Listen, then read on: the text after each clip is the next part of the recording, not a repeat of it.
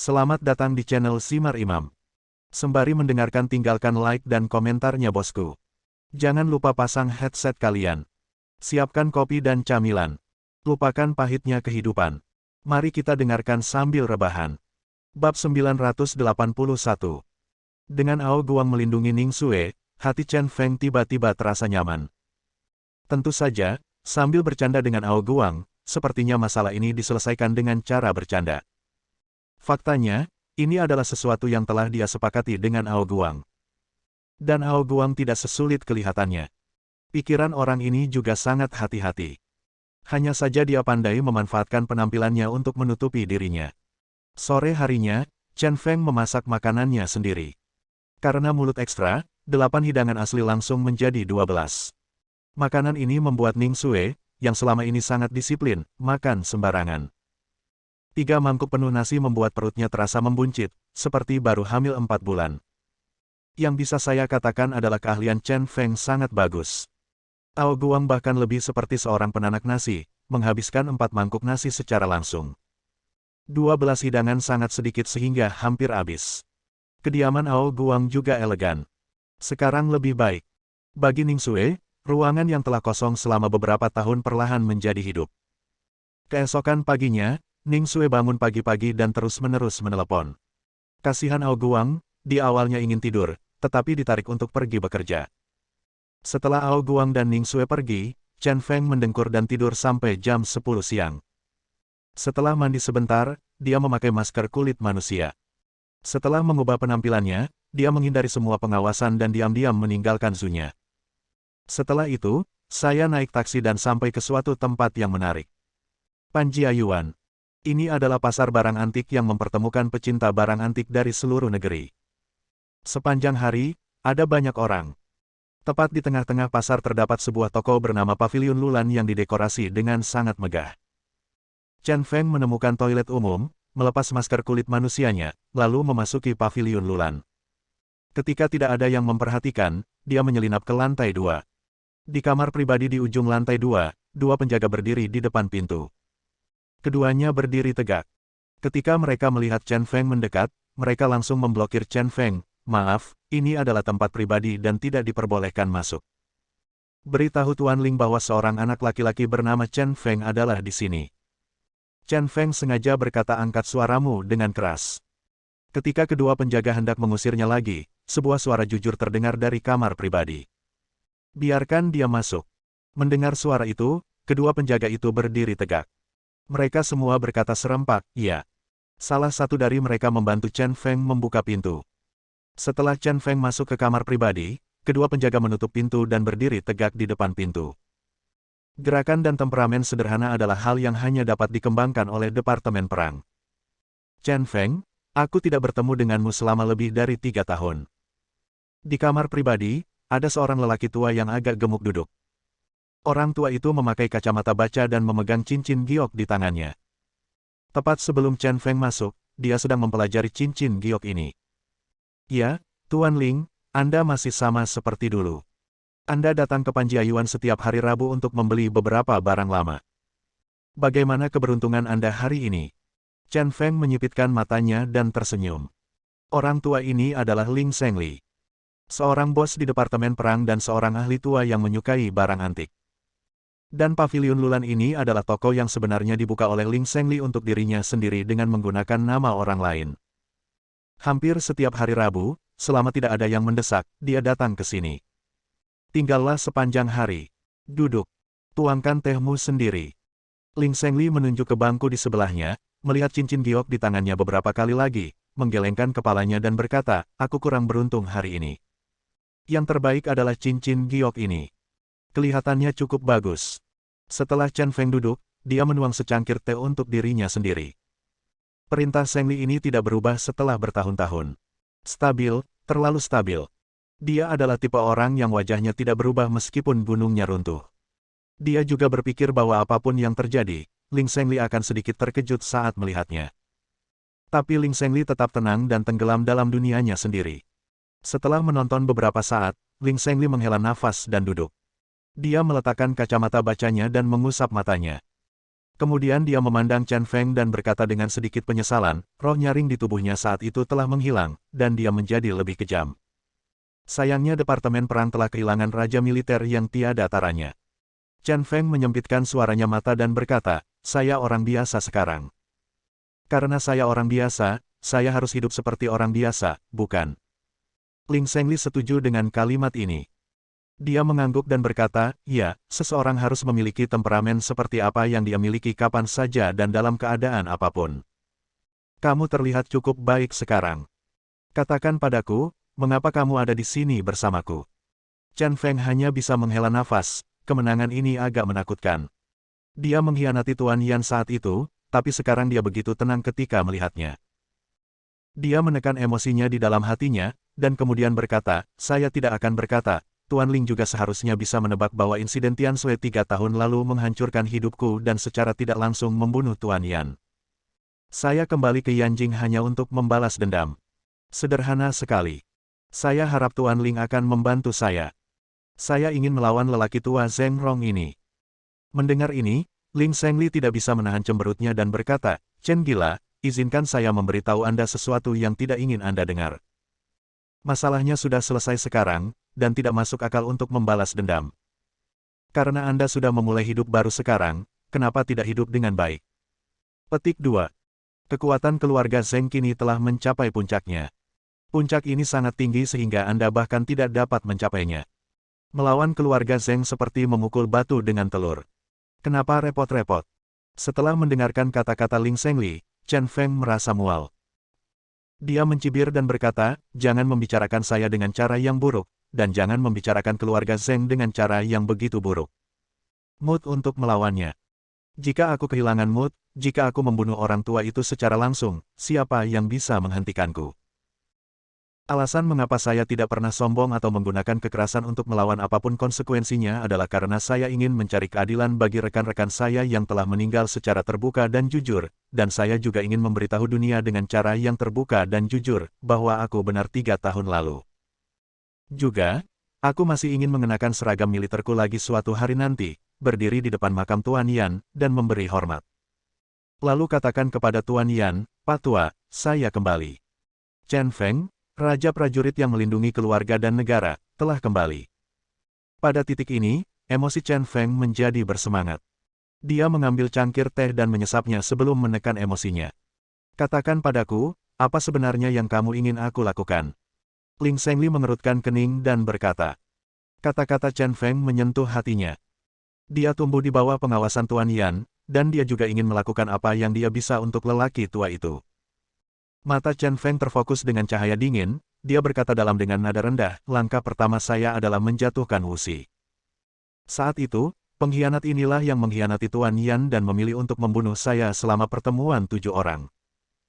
Jika bukan karena pemungutan suara ini, saya tidak akan dikirim ke mahkamah internasional, apalagi 3 tahun penjara. Dan Tuan Yan tidak akan menghabiskan semua yang dia miliki untukku, bahkan nyawanya sendiri. Saya tahu bahwa Ling Lao dan Wu Xi hanya bersaing untuk mendapatkan tempat promosi. Anda dan saya akan bergabung untuk mengalahkan Wu Xi secara diam-diam. Saya baru saja mencapai kesepakatan untuk bekerja sama dengan Wu Xi, dan sekarang jika saya setuju untuk bekerja sama dengan Ling Zhengli lagi, dia bisa memancing di perairan yang bermasalah, dan mungkin dia bisa menghancurkan kedua orang tua ini dalam satu gerakan. Bab 982. Zhengli terdiam dan menuangkan teh sendiri. Ekspresinya berubah secara halus, menjadi sedikit lebih dalam. Baru setelah dia menyesap tehnya dia bertanya, Chen Feng, bagaimana kamu tahu bahwa Wu Xi mengkhianati Tuan Yan saat itu? Chen Feng mencibir dalam hatinya dan berpura-pura marah dan berkata, kapan Lou Yuji dan aku bertarung, Lou Yuji dia mengira aku akan mati, jadi dia memberitahuku segalanya. Dia memberitahuku bahwa hasil pemungutan suara dari pertemuan 7 orang adalah 4-3, dan pihak Zheng Rong menang. Lao Yan kemudian diminta untuk memeriksa suara, dan dia bahkan mengungkapkan sebuah rahasia. Zheng Rong menyuap seseorang dari pihak Tuan Yan. Lou Yuji memberitahu saya bahwa Zheng Rong sendiri mengatakan bahwa pengkhianat itu adalah Wu Xi. Baru kemarin, saya menemukan seorang kesempatan untuk mengalahkan cucu Wu Xi, Wu Shaoji. Dan mempermalukan Wu Xi secara langsung. Ini baru permulaan. Orang tua ini berani mengkhianati Tuan Yan dan menyakitiku. Aku harus membuatnya membayar harganya. Jadi, pada saat ini, saya berharap kita berdua dapat bekerja sama secara terbuka dan diam-diam. Mari bergabung, biarkan saya yang memimpin, dan Anda dapat secara diam-diam membantu saya menjatuhkan Wuxi dan membantu Anda dipromosikan. Wuxi telah sepenuhnya dihasut olehnya. Jika Ling Zhengli juga terprovokasi, dia hanya akan menunggu dan melihat kegembiraannya. Jika itu benar-benar terjadi, maka Wuxi pantas mati. Setelah berpikir sejenak, Ling Zhengli berkata, ayo lakukan ini. 3 hari kemudian, saya akan memberi Anda sedikit informasi. Informasi ini menunjukkan bahwa Wuxi menggunakan uang keluarganya untuk membeli dalam jumlah besar industri di luar negeri. Setelah dikonfirmasi, itu akan cukup untuk mempengaruhi karir perang Wuxi. Tapi, Anda juga tahu bahwa terkadang pertempuran bukan tentang peristiwa itu sendiri, tetapi tentang kekuatan latar belakang. Jika Anda ingin menggulingkannya, Wuxi, selain cukup bukti, juga harus ada seseorang yang cukup berbobot untuk mengambil tindakan. Jika tidak, meskipun ada bukti, masalah besar akan direduksi menjadi masalah sepele. Lagi pula, di belakang Wuxi, ada keluarga Zheng. Chen Feng diam-diam bersukacita, dan bahkan Zheng Li, seekor rubah tua, tidak bisa menahan diri untuk tidak jatuh ke dalam umpan. Tentu saja peluang untuk maju ini terlalu menggiurkan. Dia adalah manusia yang akan menjadi kejam dan mengalahkan lawan-lawannya. Dia berkata dengan sangat serius, jangan khawatir tentang ini. Saya punya cara untuk membuat Tuan Su maju. Selama Anda memiliki cukup bahan, saya jamin akan sulit bagi Wuxi untuk berdiri. Sekarang itu menyenangkan. Dia mendapatkan Ling Zhengli dari pegangan Wuxi. Dan dia mendapatkan kendali Wuxi dari Ling Zhengli. Kemudian dia melemparkan kedua pegangan ini ke depan Tuan Su. Bawa pergi kedua pengkhianat ini bersama-sama. Pada titik ini, dua pengkhianat yang mengkhianati Tuan Yan saat itu bisa dilenyapkan. Setelah melenyapkan kekuatan kita sendiri, lain kali kita bisa menghadapi Zheng Rong secara langsung. Ling Zhengli sepertinya berharap Chen Feng akan menggunakan koneksi Tuan Su. Tuan Su sekarang adalah orang paling maju di Departemen Perang. Jika Tuan Su berbicara, apakah itu dia atau Wuxi? Mereka sepenuhnya dapat mempengaruhi masa depan mereka. Oke, tunggu saja kabar saya dan saya akan menghubungi Anda kapan saja. Kata Ling Zhengli. Kalau begitu aku akan menunggu kabar baikmu. Chen Feng berdiri, memberi hormat dan pergi. Melihat latar belakang kepergian Chen Feng, Zhengli sangat emosional. Dia melihat ke kejauhan dan bergumam dengan suara rendah, Tuan Yan, Chen Feng sudah kembali. Dia benar-benar kembali. Saya harap niat baik Anda benar-benar membuahkan hasil. Setelah meninggalkan pavilion Lulan, suasana hati Chen Feng sedang baik. Semua rencana berjalan lancar. Setelah meninggalkan Panjiayuan, dia membeli ponsel baru di pinggir jalan. Dikatakan pertukaran gratis, tetapi sebenarnya diberikan dengan menagih tagihan telepon. Saya juga mengajukan permohonan kartu telepon dan menelepon Ning Xue. Halo, siapa? Suara tajam Ning Xue datang dari sisi lain. Chen Feng berkata sambil tersenyum, jam berapa kamu pulang kerja? Apakah kamu ingin aku menjemputmu? Oke, jemput aku jam 5:30. Oke. Ning Xue selalu begitu-begitu tegas dalam bekerja. Namun kemahiran seperti ini, menurut Chen Feng, membuat sulit untuk mengucapkan satu kata pun lagi. Dia menutup telepon dan tidak melakukan apapun. Saya hanya menemukan sebuah taman dan dengan senang hati bermain catur dengan orang-orang tua sepanjang sore. Karena pertempuran yang begitu sengit, seorang lelaki tua hampir saja mati. Setelah memenangkan banyak rokok, dia hendak pergi dengan angkuh. Namun dia ditarik oleh seorang lelaki tua dan bersikeras untuk bertarung lagi keesokan harinya. Chen Feng setuju dengan acuh tak acuh dan menghilang dalam sekejap. Lalu dia berjalan ke markas Junlin Group. Orang baik, gedung dengan lebih dari 30 lantai, megah sekali. Dia tidak peduli dengan urusan bisnis. Saya baru tahu kalau bisnis Junlin Group kini mencakup seluruh provinsi dan mencakup semua lapisan masyarakat.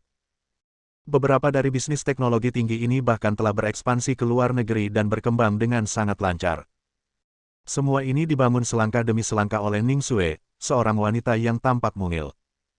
Dengan sebatang rokok di mulutnya, dia melihat ke arah gedung. Saat dia menghela nafas, telepon berdering. Dia mengeluarkan ponselnya dan sangat bingung. Dia baru saja membeli ponsel baru dan kartu baru, siapa yang akan meneleponnya? Mungkin bukan Ning Xue, mungkin seorang penjual. Tetapi ketika dia melihat nomor penelepon itu dengan hati-hati, seluruh tubuhnya tiba-tiba menjadi serius. Hei, apakah kamu mengirim seseorang untuk mengawasiku? Chen Feng berkata dengan marah.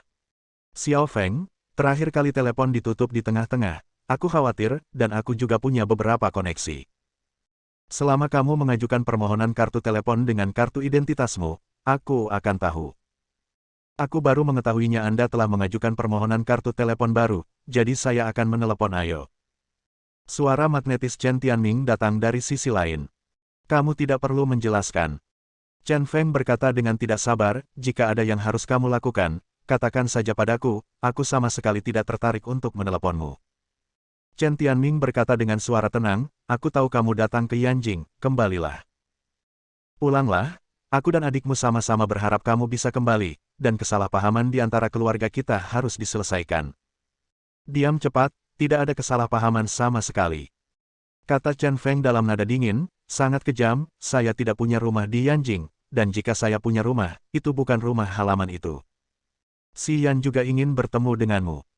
Chen Tianming tiba-tiba menyela Chen Feng. Mendengar kata-kata, Bai Xian, tangan kanan Chen Feng yang memegang telepon mau tidak mau mulai mengerahkan tenaga. Matanya sedikit menyipit, wajahnya jelek, dan dia berkata dengan sedikit marah, mengapa kamu menantang garis bawahku lagi dan lagi? Apakah kamu tidak takut aku akan menghancurkan keluarga Chen? Bai Xian adalah yang paling bertahan lama sesuatu di dalam hatinya. Rasa sakitnya tidak akan hilang. Kamu tidak akan melakukannya. Lagi pula, disinilah kamu dibesarkan. Bahkan jika kamu membenciku, ini dulunya adalah rumah kakekku dan kakek keduaku. Nada suara Chen Tianming sangat tenang, dan dia menghela nafas, mari kita bicara secara langsung. Saya pikir ada beberapa kesalahpahaman yang bisa diselesaikan secara langsung. Setelah memikirkannya, sikap Chen Feng berubah, saya tidak punya waktu hari ini, minggu depan. Oke, Sabtu malam berikutnya, kami akan berada di rumah menunggumu. Chen Tianming berkata dengan penuh semangat. Chen Feng segera menutup telepon, wajahnya muram. Alasan mengapa Chen Feng setuju untuk pergi ke rumah Chen adalah karena dia ingin bertemu dengan saudara perempuannya Chen Yang. Kedua, dia ingin melihat Chen Tianming dan Bai Xian bersama-sama. Bab 983. Setelah menutup telepon dari Chen Tianming, Chen Feng merasa sangat tertekan. Dia menyalakan sebatang rokok dan menghisapnya sebelum perlahan-lahan merasa lega. Selamat siang. Kemudian, dia melambai kepada penjaga keamanan di pintu masuk gedung dan berjalan masuk. Tunggu sebentar. Dua penjaga keamanan langsung menghentikan Chen Feng. Salah satu dari mereka memandang Chen Feng dan berkata dengan sangat tidak ramah, kecuali orang-orang dari grup Junlin, tidak ada orang luar yang diizinkan masuk ke sini. Penjaga keamanan berpikir, seorang gangster juga ingin masuk ke grup Junlin. Chen Feng tampak seperti seorang gangster. Dia menyipitkan matanya dan berkata, bagaimana jika orang luar datang ke Junlin Group untuk berbisnis? Misalnya pengiriman air, pengiriman makanan, pengiriman ekspres. Dia sudah tidak senang, namun sikap satpam membuatnya semakin tidak senang. Kebetulan juga pada saat ini, seorang pengantar barang berseragam pengantar, makan apa, datang membawa makanan. Pengantar barang terus melihat arlojinya, terlihat jelas bahwa waktu hampir habis. Saudara keamanan, wanita ini memaksa saya untuk mengantarkannya, mohon bersabar dan izinkan saya masuk. Kata petugas pengiriman dengan menyedihkan. Penjaga keamanan itu mencibir di wajahnya dan berkata dengan acuh tak acuh, tidak, pengantar barang tidak bisa masuk. Lihat dirimu, kamu berminyak dan kotor. Ada elit di dalam.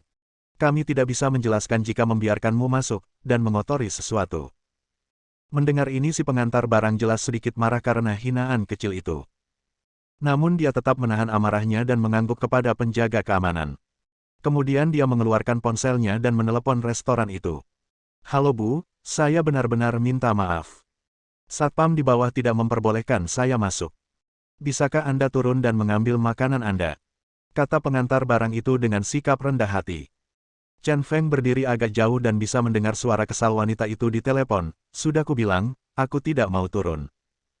Kamu harus menyampaikannya kepadaku hari ini, atau aku akan mengajukan keluhan terhadapmu.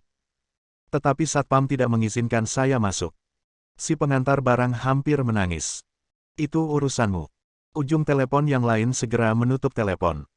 Pengantar barang itu bingung dan memohon lagi kepada satpam, saudaraku, kita semua adalah pekerja yang sama. Itu tidak mudah. Mohon akomodatif dan izinkan saya menerimanya. Siapa yang seperti Anda?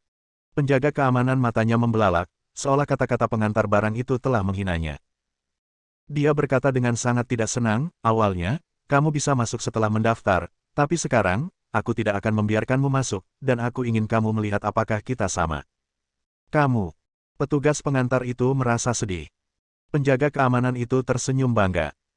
Chen Feng benar-benar tidak tahan lagi, karena dia juga pernah bekerja sebagai pengantar barang, have you eaten, jadi dia merasa sedikit simpati pada pengantar barang ini. Saya sedikit kesal dengan penjaga keamanan ini dan wanita yang memesan makanan untuk dibawa pulang di lantai atas. Saat hendak marah, tiba-tiba beberapa orang keluar dari gedung. Pemimpinnya ternyata adalah Hua Fengyang. Ah, apa yang terjadi? Chen gila, apakah kamu sudah ditolak? Melihat situasi di luar pintu, Hua Fengyang mungkin menebak apa yang sedang terjadi dan tersenyum bangga. Sikap arogan dan pengecut Chen Feng terpengaruh secara ekstrim. Hua Fengyang benar-benar menabraknya dan melihat sebuah lelucon.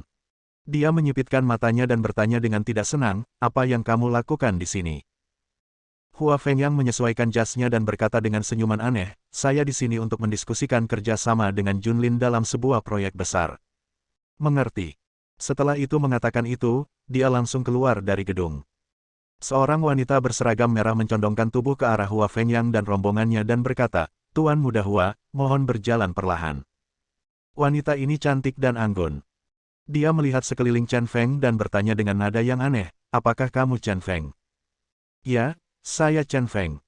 Nada suara pihak lain membuat wajah Chen Feng menjadi gelap. Saya tidak tahu bagaimana Ning Xue mengelola perusahaan, setiap karyawan memiliki penampilan yang angkuh. Halo, Tuan Chen Feng. Nama saya Ning Rongrong, dan saya asisten Presiden Ning. Presiden Ning telah memberitahu saya bahwa jika Anda datang, izinkan saya mengantar Anda ke kantornya. Sikap Ning Rongrong berubah dan dia tersenyum. Manis, membuat isyarat undangan kepada Chen Feng. Penjaga keamanan yang baru saja menanyai Chen Feng berdiri tegak. Kesombongan di wajahnya telah disingkirkan. Chen Feng tiba-tiba kehilangan kesabaran. Dia melambaikan tangannya dan berteriak dengan dingin, biarkan Ning Xue turun dan undang aku masuk secara pribadi. Juga, siapa yang memesan makanan ini? Minta dia turun di sini. Dia merobek label pada bungkus makanan dan menyerahkannya padanya. Untuk Ning Rongrong.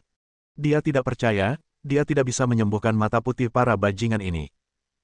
Ning Rongrong terkejut, tetapi karena Ning Xue telah memberitahunya bahwa Chen Feng adalah tamu terhormat, dia tidak berani membantahnya. Sebaliknya, dia berbalik dan memanggil Ning Xue. Penjaga keamanan itu benar-benar tercengang. Saya terus bergumam dalam hati, siapakah orang ini, yang begitu kasar kepada Presiden Ning? Setelah beberapa saat, Ning Xue, yang mengenakan seragam, berjalan dengan cepat. Di belakangnya, ikuti Ao Guang. Tuan Ning. Tuan Ning. Ning Rongrong dan kedua penjaga keamanan saling menyapa dengan hormat. Ning Rongrong hendak menjelaskan sesuatu, tetapi disela oleh Ning Xue yang mengangkat tangannya. Orang gila, apa yang terjadi? Melihat wajah Chen Feng yang sangat jelek, dia panik. Chen Feng berkata dengan marah, saya tidak tahu, bagaimana Anda membuat perusahaan lebih besar di tahun-tahun ini. Semua karyawan yang Anda besarkan sombong. Berhenti bicara omong kosong tentang hal-hal lain, biarkan wanita yang memesan makanan take away ke sini. Saya ingin melihat apakah dia akan kelelahan pada perjalanan berikutnya ke bawah. Ning Rongrong bingung saat dia memegang pesanan bungkus makanan. Ning Xue mungkin menebak apa yang terjadi, dan memerintahkan Ning Rongrong, panggil, siapapun yang memesan makanan akan diminta turun. Ini manajer Yu Huanyu dari Departemen Bisnis. Ning Rongrong berbisik kepada Ning Xue. Sepertinya orang ini punya identitas. Wajah Ning Xue tidak berubah dan dia hanya mengucapkan satu kata, pukul. Ning Rongrong kemudian memanggil. Setelah beberapa saat, seorang wanita yang mengenakan rok pendek dan riasan tebal berjalan mendekat. Lencana kerja di dadanya terus berdetak seiring langkahnya. Tuan Ning, ada apa? Yu Huan bertanya. Tapi dia memandang kurir itu dengan jijik. Karena dia tahu bahwa pengantar makanan inilah yang mengantarkan makanan kepadanya. Ning Xue memandang Chen Feng, dan Chen Feng berkata, makanan telah diantar. Sudah kubilang penjaga keamanan tidak akan mengizinkanmu masuk, dan kamu masih berpura-pura menjadi bos. Kamu harus bertanya kepada petugas pengiriman untuk mengantarkannya. Bagaimana Anda memintanya untuk mengantarkannya? Dan Anda, sebagai penjaga keamanan, memandang rendah petugas pengantar makanan, mencoba segala cara untuk mempermalukannya, dan menganggap Anda lebih unggul dari orang lain. Anda benar-benar seorang orang tercela. Tidak ada perbedaan antara pekerjaan tinggi dan rendah, tetapi memang ada perbedaan tinggi dan rendah di antara orang-orang. Metode klasifikasinya sangat sederhana. Itu hanya kualitas seseorang. Menurut pendapat saya, Anda jauh lebih buruk daripada pengantar barang ini. Penjaga keamanan itu ketakutan dan terus menganggukkan kepalanya, tidak berani berbicara. Dan Yu Huan semakin mengerutkan keningnya. Tanpa diduga, Ning Xue dipanggil karena masalah sepele. Tapi sebagai anggota kunci departemen bisnis, dia tidak boleh melakukan apapun padanya. Terserah kamu mau berbuat apa. Chen Feng benar-benar tidak bisa mengendalikan emosinya hari ini. Namun tumpukan semua hal buruk tersebut, sungguh membuatnya sangat marah kini. Yu Huan, pergilah ke cabang Xinjiang Utara besok dan jadilah manajer SDM Anda. Tuan Ning, cabang Xinjiang Utara. Bagaimana saya bisa pergi ke sana? Jika Anda tidak ingin pergi, serahkan saja surat pengunduran diri Anda. Yu Huan dia tercengang. Dia tidak pernah menyangka Ning Xue akan memecatnya karena masalah sepele seperti itu. Dia sangat menyesalinya sekarang sehingga dia meminta maaf kepada pengantar barang, maaf. Orang ini, saya baru saja bekerja lembur dan saya benar-benar tidak bisa turun. Pengantar barang itu membeku di tempat karena terkejut. Ning Xue berkata kepada Ning Rongrong lagi, penjaga keamanan ini harus dipecat secara langsung. Juga, mintalah Departemen Sumber Daya Manusia untuk memberi saya laporan tentang peningkatan sikap kerja saya. Junlin adalah perusahaan yang ramah masyarakat, bukan tempat bagi sebagian orang untuk pamer. Tuan Ning, saya akan pergi. Ada senior dan junior, jadi kita tidak bisa hidup tanpa pekerjaan ini. Penjaga keamanan itu menangis dengan menyesal, tetapi sudah terlambat. Bab 984. Duduk di sofa empuk di kantor Ning Xue, suasana hati Chen Feng berangsur-angsur menjadi lebih santai. Bocah itu Hua Fengyang, apa yang kamu lakukan di sini? Dia bertanya dengan rasa ingin tahu, selalu merasa bahwa Hua Fengyang memiliki niat buruk. Ning Xue berkata sambil menangani pekerjaan yang ada, atas nama Wan Hua Group, saya datang untuk membahas kerja sama dengan Junlin. Sebuah proyek kerja sama senilai hampir 10 miliar. Saya melihat sekilas dan menemukan bahwa kelayakannya sangat tinggi. Jika itu bisa dilakukan, kita tidak hanya dapat mengembangkan area bisnis baru untuk Junlin, tetapi kita juga dapat memberikan keuntungan besar bagi Junlin. Chen Feng tidak bisa menahan cemberut dan mengingatkan, sebaiknya Anda berhati-hati. Saya selalu merasakannya orang ini punya niat buruk. Jangan khawatir. Ayo pergi. Ning Xue berkata dengan sangat percaya diri, dengan kemampuan Hua Fengyang, dia tidak bisa menipuku, dan aku bukan anak berusia 3 tahun. Aku akan berhati-hati dengan proyek apapun. Chen Feng mengangguk dan merasa lega. Dia melihat arlojinya. Saat itu sudah pukul 6.40, dan dia sudah tidak bekerja selama lebih dari 10 menit. Tuan Ning, sudah waktunya pulang setelah bekerja. Dia mengubah sikapnya dan berkata dengan senyuman di wajahnya. Jika Anda tidak menunda saya untuk sementara waktu, saya pikir saya bisa pulang kerja tepat waktu. Ning Xue mengangkat kepalanya dan menatap Chen Feng. Chen Feng tidak bisa berkata-kata dan menunggu dengan jujur. Beberapa hari berikutnya berlalu dengan damai. Ning Xue sibuk setiap hari, dan Ao Guang bekerja tepat waktu. Chen Feng ditinggalkan sendirian, tidak melakukan apapun sepanjang hari. Pada hari ini, dia merasa tertekan dan mengira Ling Zhengli akan menghubunginya dalam beberapa hari mendatang. Namun, tidak ada pergerakan sama sekali dari Ling Zhengli. Di sisi Wuxi, juga ada keheningan dan tidak ada gerakan. Namun, dia tidak bisa mengambil inisiatif untuk mencari pihak lain lagi. Dengan begitu, dia akan terlihat tidak sabar dan mungkin akan mengungkapkan kekurangannya. Satu-satunya hal yang harus dilakukan sekarang adalah menunggu. Pada hari ini, dia datang ke taman lagi seperti biasa. Bersiaplah untuk menindas orang-orang tua itu lagi. Tanpa diduga, seseorang menggantikannya saat ini, dan dia bersenang-senang bermain catur dengan orang-orang tua itu. Chen Feng berjalan mendekat, wajahnya sedikit berubah dan dia terkejut. Orang ini sebenarnya adalah seorang kenalan. Kaisar Tanglah yang menghilang di kota Jiushui hari itu. Haha, Jenderal. Kamu kalah. Kaisar Tang begitu asyik sehingga dia bahkan tidak memperhatikan Chen Feng. Dan seperti Chen Feng, dia juga membuat orang-orang tua ini sengsara. Aku akan turun bersamamu. Chen Feng datang, dan beberapa orang tua menyerahkan tempat duduk mereka. Tanpa diduga, ketika melihat Chen Feng, Kaisar Tang menggulung rokok di tanah dan melarikan diri. Lari. Bisakah kamu melarikan diri? Chen Feng menyipitkan matanya dan mengejarnya. Teman-teman, mereka berdua berlari mengelilingi taman lebih dari selusin kali, satu di belakang yang lain. Akhirnya Kaisar Tang terengah-engah dan terbaring di pohon, tidak mampu berlari lagi. Dia tersentak dan berkata, berhenti mengejarku, paru-paruku akan meledak jika aku lari lagi. Nafas Chen Feng stabil, wajahnya tidak merah dan jantungnya tidak berdetak dan dia berkata, kamu sudah berumur bertahun-tahun, dan kamu berpacu dengan orang-orang muda. Kamu benar-benar bodoh. Ayo, berhenti bicara omong kosong, mengapa kamu pergi tanpa pamit di kota Jiushui? Dan mengapa kamu datang ke Yanjing? Kaisar Tang perlahan berjalan ke bangku, beristirahat sebentar, lalu berkata, saya tidak menjual apapun. Saya akan memberikannya kepada Anda. Setelah masalah di kota Jiushui selesai, saya bisa pergi kemanapun saya suka. Sedangkan untuk datang ke Yanjing, itu saja kebebasanku, dan kamu tidak bisa mengendalikannya. Melihat Kaisar Tang menjadi marah, Chen Feng melotot, kamu orang tua ini masih berpura-pura berada di sini bersamaku, berkata, apakah kamu yang meracuni Putri Yue di rumah Pangeran Jin dengan racun dingin 7 hari? Sebelumnya, dia bertanya-tanya siapa orang yang meracuni Jin Yinyu.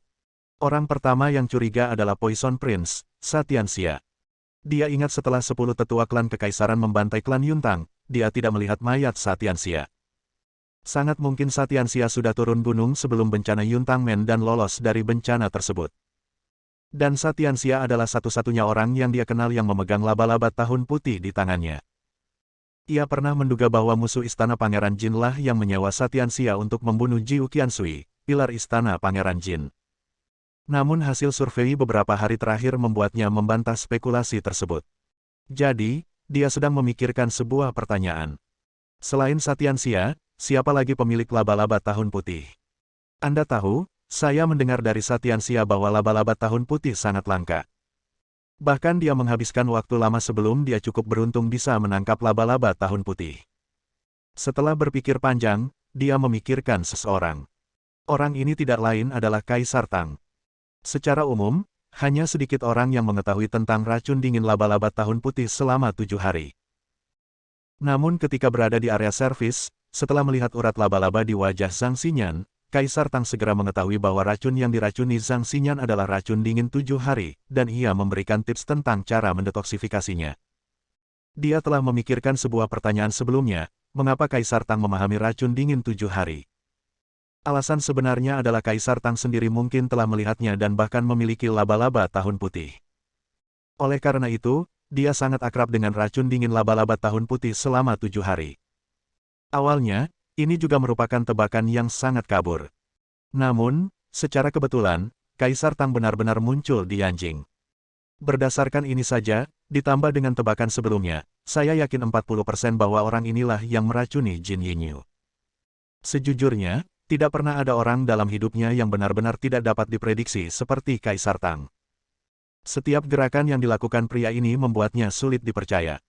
Sampai saat ini, saya tidak bisa melihat posisi orang ini sama sekali. Aku berhasil. Dengan senyum licik, Kaisar Tang mengakuinya tanpa ragu-ragu. Mengapa kamu melakukan itu? Kaisar Tang langsung mengakuinya, tetapi itu membuat Chen Feng sedikit bingung. Kaisar Tang tersenyum dan berkata, aku melakukan ini semua untukmu, dan Pak Tua Chang Sui memintaku melakukan ini. Pak Tua Chang Sui memintamu melakukan ini. Semakin banyak Chen Feng mendengarkan, dia menjadi semakin bingung. Kaisar Tang mengangguk dan berkata, setelah saya kembali dari kota Jiushui, saya kembali ke puncak gunung salju Kunlun dan bertemu Pak Tua Chang Sui. Pak Tua Chang Sui memberitahu saya bahwa Anda mungkin kembali ke Yanjing setelah tahun baru.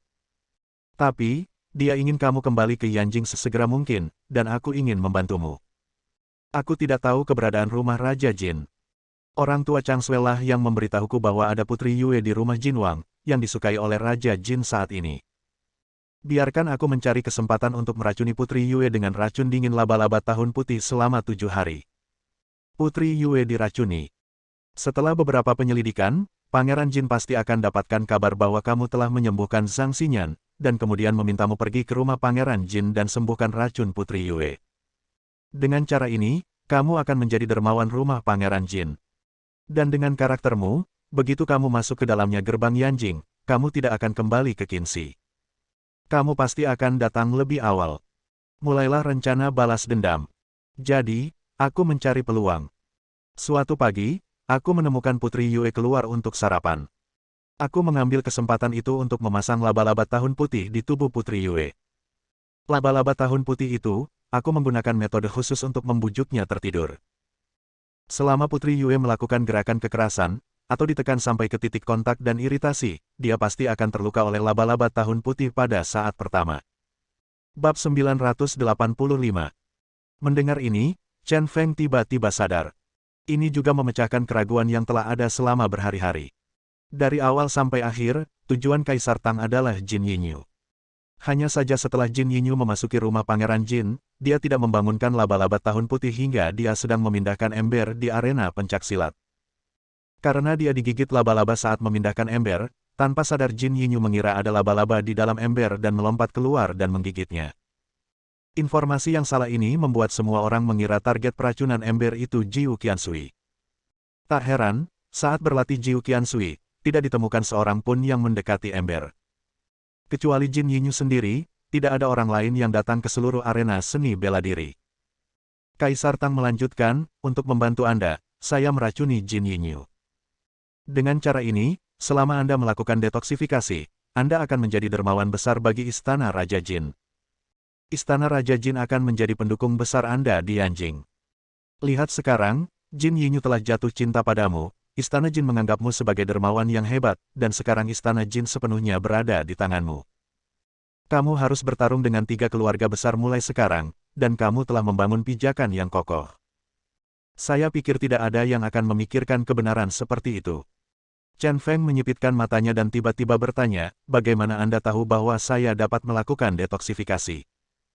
Pada awalnya, dia berpura-pura bahwa Kaisar Tang menggunakan rumput nyanyian dewa palsu untuk menyembuhkan racunnya. Oke, Zhang Xinyan. Prakteknya dalam praktek pengobatan narkoba masih dirahasiakan. Jika Kaisar Tang tidak mengetahui hal ini, mustahil baginya untuk bertindak seperti ini. Karena meskipun Jin Yinyu diracuni, dia tidak dapat mendetoksifikasinya, dan Istana Jin tidak dapat berterima kasih padanya. Kaisar Tang tersenyum dan berkata, apa yang terjadi hari itu, kamu, aku, dan Pak Tua Changsui semuanya berpura-pura bingung, tetapi Pak Tua Changsui lah yang akhirnya mengingatkan saya dan membuat saya mengerti. Semua orang tahu banyak hal. Maksudmu mengakui bahwa kamu dan Pak Tua Changsui diam-diam menggunakan ramuan obat palsu untuk menggantikan rumput nyanyian dewaku. Wajah Chen Feng segera menjadi gelap. Setelah ragu pada awalnya, jika dia tidak memikirkan beberapa hal baik tentang lelaki tua Changsui, dia pasti sudah meledak sejak lama. Anda tahu, jika dia tidak menelan rumput suci dan secara tidak sengaja menyelamatkan Zhang Xinyan saat berhubungan seks, Zhang Xinyan akan mati. Ini semua hanya lelucon tentang wanitanya. Kaisar Tang tertawa dan berkata, jadi, Anda sudah tahu. Seperti yang saya katakan sebelumnya, semua orang berpura-pura bingung. Karena semua orang senang dengan hasilnya, Anda tidak boleh menyimpan dendam. Menyimpan dendam. Chen Feng mendengus dingin. Berkata, jika aku menyimpan dendam, kamu pasti sudah mati sejak lama. Berhentilah bicara omong kosong. Sekarang aku sudah menjelaskannya, mengapa kamu dan Pak Tua Changsui diam-diam menukar rumput nyanyian dewaku. Mengapa, tidakkah kamu memberiku jawaban hari ini? Hati-hati. Pisau putih di tanganku. Awalnya, dia ingin menyelidiki masalah ini secara perlahan. Tapi sekarang, masalahnya sudah selesai, dan dia harus memikirkannya. Anda tidak bisa dibodohi oleh orang lain dan tetap bingung. Jangan tanya aku tentang masalah ini. Pak Tua Changsui lah yang sangat membutuhkan rumput nyanyian dewa. Aku juga mengikuti instruksinya. Sejujurnya, ketika aku meninggalkan puncak gunung, misiku adalah membantu Pak Tua Changsui menemukan rumput nyanyian dewa. Kalau tidak, saya tidak akan memaksa Tang Yan mati. Tapi setelah memaksa Tang Yan mati, saya tidak bisa mendapatkan rumput nyanyian dewa. Jadi saya tidak berani kembali ke puncak gunung salju untuk menemukan lelaki tua Changsui. Aku telah berkeliaran di luar. Itu tidak benar. Kamu mendapatkan rumput nyanyian dewa secara tidak sengaja, jadi aku bersedia pergi ke puncak gunung salju bersamamu untuk bertemu orang tua Changsui. Siapa yang tahu bahwa kamu, seorang pria, menelan rumput nyanyian dewa sendirian dan hanya mengeluarkan 1 daun. Sekali lagi saya harus membangkitkan orang tua Chang Sui dan mengobati racun Zhang Xinyan. Setelah menimbang timbangan, saya menggantikan rumput nyanyian dewa. Kaisar Tang berkata dengan sedih, dan setelah membicarakannya, dia tampak senang dengan segalanya. Ini adalah pilihan terakhir. Kebencian di hati Chen Feng adalah dia bahkan tidak bisa menyangkal apa yang dikatakan orang tua ini. Tapi lelaki tua Chang Sui ini sangat pintar. Dari potongan-potongan ini, saya sebenarnya menebak bahwa dia telah menelan rumput nyanyian dewa. Dia mengingatkan Kaisar Tang, Anda tidak boleh membocorkan kepada saya bahwa saya memiliki rumput nyanyian dewa di tubuh saya. Dengarkan baik-baik. Tidak ada seorang pun di dunia ini yang mengetahui hal ini kecuali Anda dan orang tua Chang Sui. Chang Sui tua tidak bisa bergerak. Mustahil untuk menceritakan rahasiaku.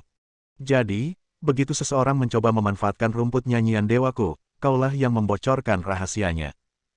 Aku tidak peduli, aku harus membunuhmu dulu. Orang ini pasti dibungkam, jika tidak, dia akan terus mendapat masalah di masa depan. Kaisar Tang berkata dengan marah, kamu adalah orang yang selalu suka memaksa orang lain. Kali ini kamu menyembuhkan Putri Yue, apakah kamu masih bisa menyembunyikan masalah rumput nyanyian dewa di tubuhmu? Bukan itu yang kamu lakukan untuk menyakiti orang lain.